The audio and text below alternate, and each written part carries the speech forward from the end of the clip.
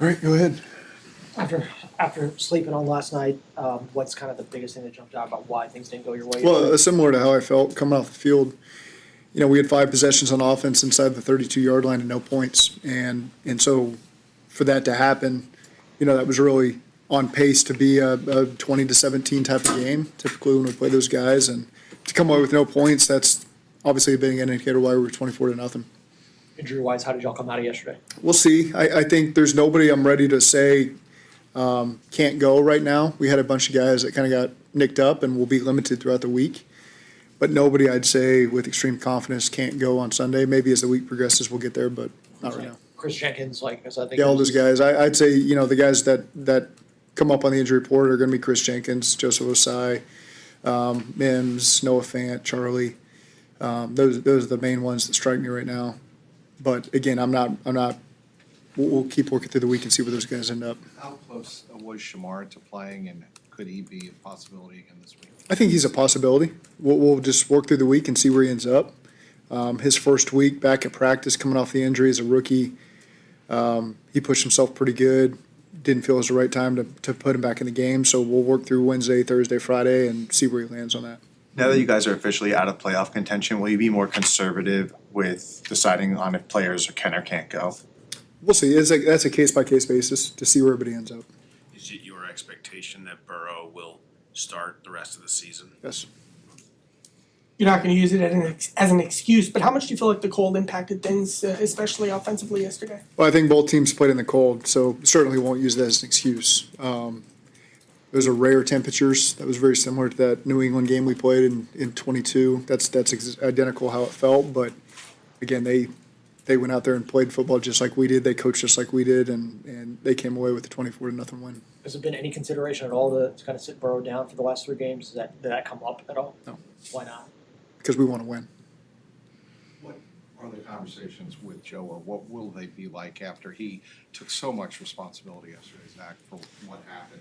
Are you going to break down the film more closely, or are you going to have more generic conversations with them? Well, we break down the film pretty thoroughly with all these guys, and I think it's good to see your leaders take ownership for their performance. That's critical for us to continue to progress as guys taking accountability for it, and so I was proud that Joe did that. That wasn't his best game he's played since he's been here, certainly, and for whatever reason that was, the cold or whatever, doesn't really matter at this point. And so, again, I thought it was good. He took accountability in front of the team last night, took accountability in here, took accountability with me. I take accountability. I played a big part in that as well.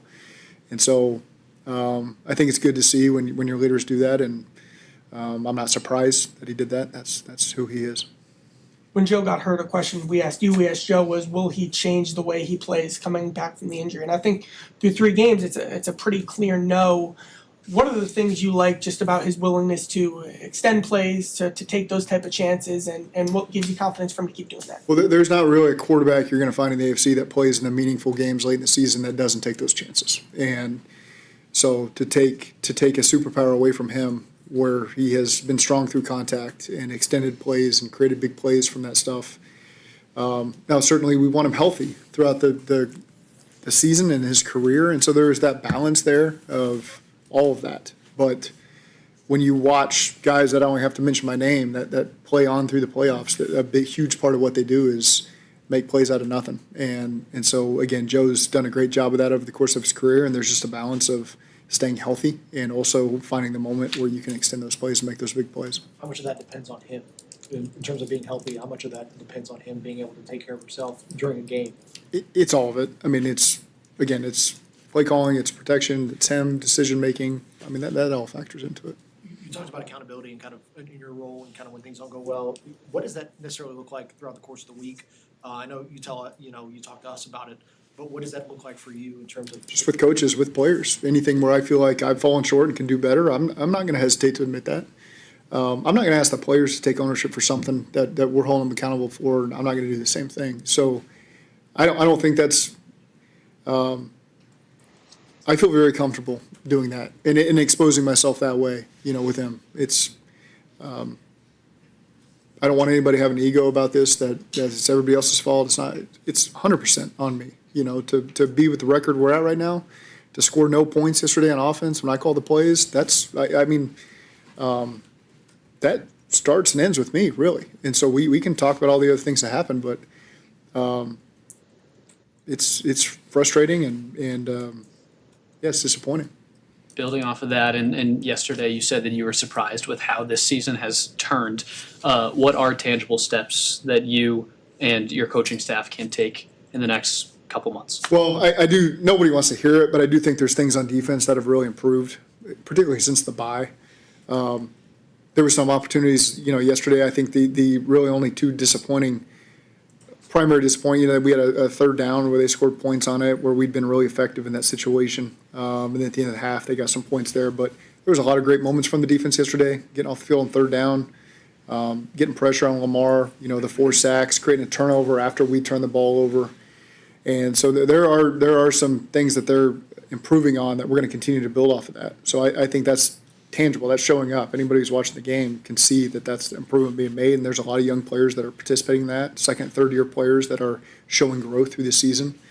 I feel like obviously yesterday on offense wasn't even close to any standard we've created for ourselves, but there's been a lot of positives on offense the weeks leading up to that. And so I'm not just going to dismiss yesterday as a one-off situation. We have to be accountable for that. You can't get shut out at home and walk away and say that's not like us. We're going to be better for it. We got to make sure that never happens again, because that cannot happen. That can't happen in front of our fans.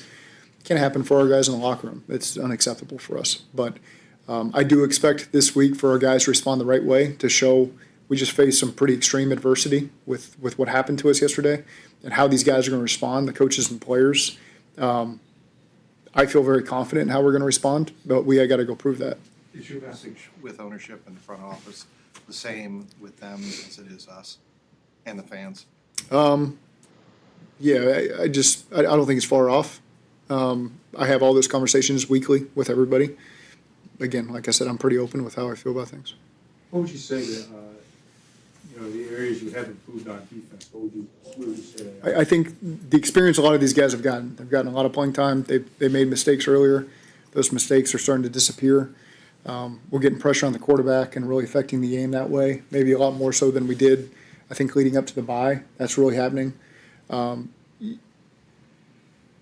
There's still some tackling issues that came up yesterday where we've got to improve, but I think as a wholesale, when you look at the scope of the game, guys have done a much better job in that area. So I think the energy's good. The discipline's been really good.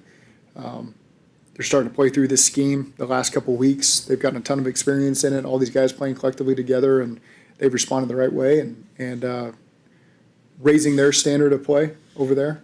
And yesterday, obviously, we didn't match it on offense. When you went through this in 2019 and 2020, was there something that you learned back then that's helping you with perspective now when you go through a season like this?